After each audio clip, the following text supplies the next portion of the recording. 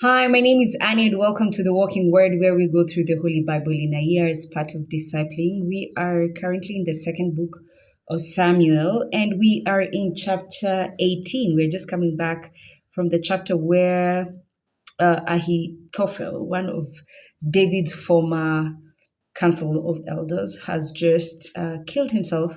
And before that, we have seen a lot of chaos that Absalom is causing, the lie by Ziba, who's lying about Mephibosheth. So a lot of drama just happening around King David. We're in chapter 18, where there's a preparation for battle between Absalom and his father David, and there's a battle that's about to take place with David, but we're also going to see the death of Absalom, his son. Chapter 18. After mastering the troops he had with him, David placed officers in command of groups of 1,000 and groups of 100. David then put a third part of the soldiers under Joab's command, and another third under Abishai, son of Zeruiah. Remember the three sons of Zeruiah?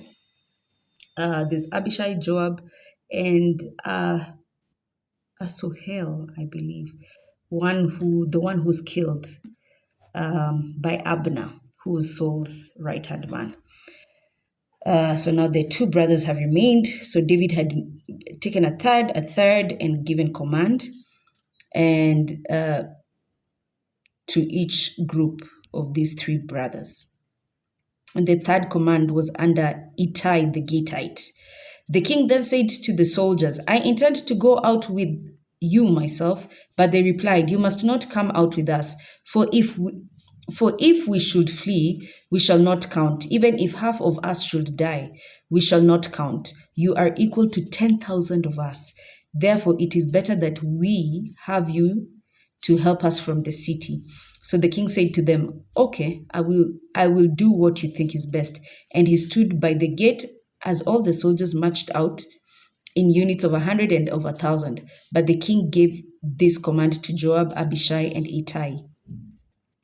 Be gentle with the young man Absalom, for my sake. All the soldiers heard the king instruct the various leaders with regard to Absalom. So as much as David is going to war, he's taken his troops, divided them into three lots, has Abishai leading one, has Joab leading the other, has Ittai leading the other, and he's going to stand guard from the gate of the city. And he says, be gentle with my son. Yeah. David's army then took the field against Israel, and a battle was fought in the forest of Mahanaim. The forces of Israel were defeated by David's servants, and the casualties there that day were very heavy, 20,000 men. The battle spread out over the entire region, and the thickets consumed more combats that day than the sword did. Absalom unexpectedly came up against David's servants. He was mounted on a mule, and as the mule passed under the branches of a large terebinth, his hair got caught fast in the tree. So we can tell Absalom had long hair, perhaps. He hung between the heaven and the earth, so between the plant, so like a protruding plant, and his hair gets caught up in it, and now he's sort of just floating. Almost looks like cartoon, like what happens with cartoons when they run into a tree and they're hanging.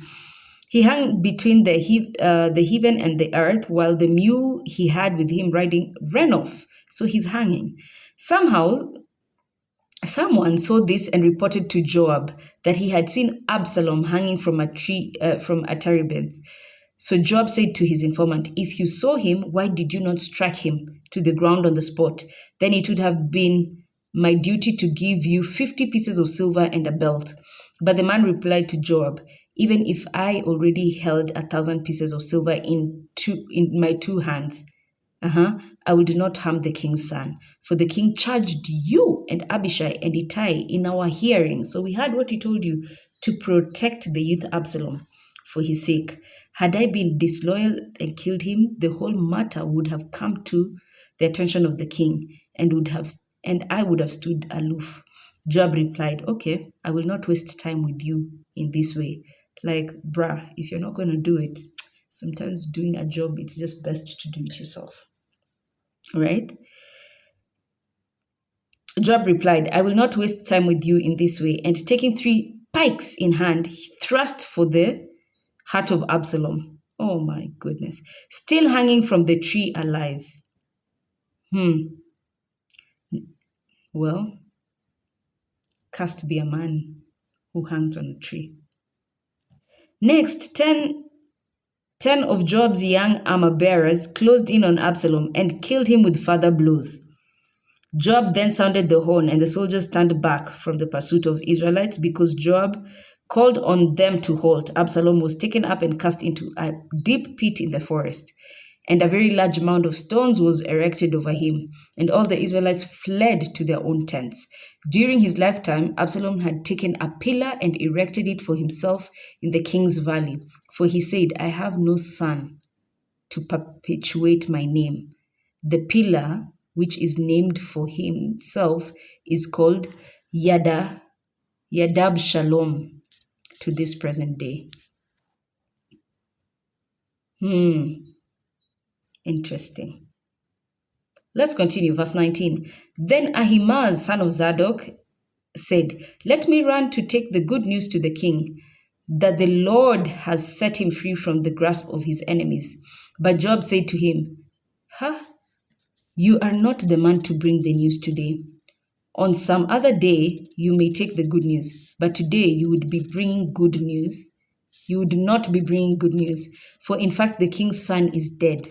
Then Joab said to a Cushite, go tell the king what you have seen. The Cushite bowed to Joab and sped away. So a man who's not, from their tribe. The Cushite bowed to Joab and sped away. But Ahimaaz, son of Zadok, said to Joab again, come what may, permit me also to run after the Cushite. Joab replied, Why do you want to run, my son? You will be received with no reward. But he insisted, come what may, I want to run. Joab said to him, very well. Ahimaaz sped off by the way of the Jordan plain and outran the Cushite. And just to discuss about the Cushite a little bit, listen to these men who were not Israelites, but God called them to serve King David. There's a Cushite. We have Ittai the Gittite. We had Uriah the Hittite.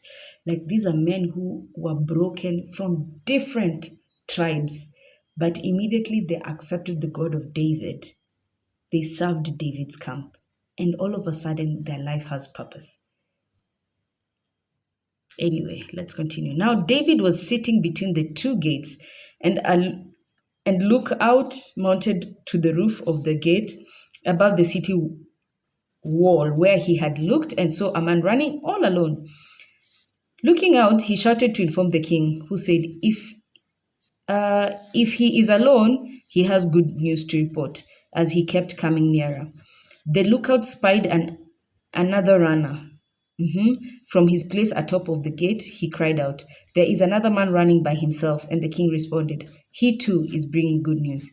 Then the lookout said, I noticed that the first one runs like Ahimaaz, son of Zadok. The king replied, he is a good man. He comes with good news.